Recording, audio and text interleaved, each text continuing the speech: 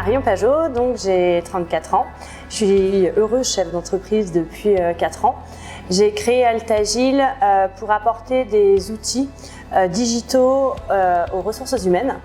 Je viens des ressources humaines, c'est ça qui est extrêmement intéressant dans la révolution numérique qu'on est en train de vivre, c'est que c'est le champ des possibles. On a la chance de vivre cette révolution digitale et finalement en venant des ressources humaines, il n'y avait rien qui me prédestinait à créer une entreprise informatique, puisqu'aujourd'hui je suis à la tête d'une entreprise informatique et d'apporter ces services numériques aux entreprises. L'idée de la création d'Altagile, c'est simplement qu'à un moment donné, j'ai cherché des outils pour m'aider à recruter mieux, plus vite et à digitaliser justement ma partie recrutement.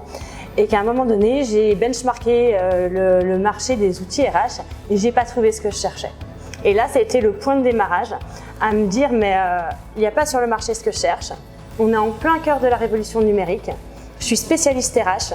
Je vois exactement ce qu'il faut dans cet outil comme fonctionnalité pour apporter un réel service, être opérationnel. Et l'aventure commence de là. Les femmes de l'économie, c'est arrivé dans mon quotidien. J'ai été contactée sur LinkedIn par une personne de l'équipe du réseau Femmes de l'économie qui m'a proposé de déposer un dossier.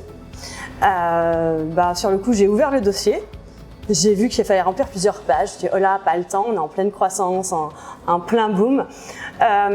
Et puis j'ai pris un peu de recul et puis le surlendemain, j'ai rouvert le dossier. Je me suis intéressée au réseau qui était Femmes de l'économie et je me suis dit c'est chouette si à un moment donné, à travers la tribune qu'offre cet événement, on peut inspirer.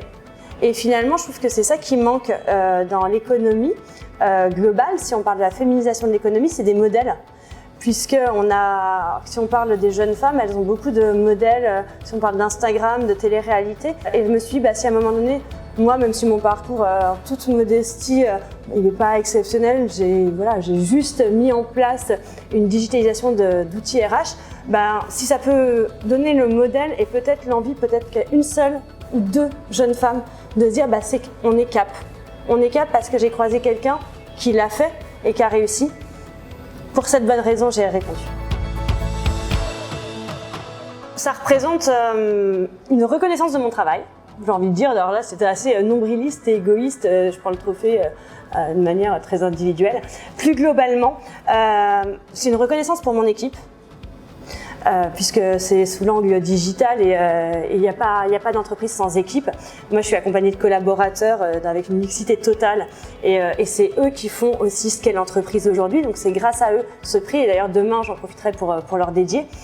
Ça représente le potentiel, le pouvoir que les femmes peuvent prendre demain dans l'économie parce qu'on a vu tellement de beaux parcours ce soir, tellement de femmes qui innovent, qui créent et qui sont souvent dans l'ombre parce qu'on a moins envie, peut-être moins besoin de se montrer, c'est moins dans notre ADN on va dire et de ce fait je trouve que c'est un bel événement et c'est une jolie mise en lumière.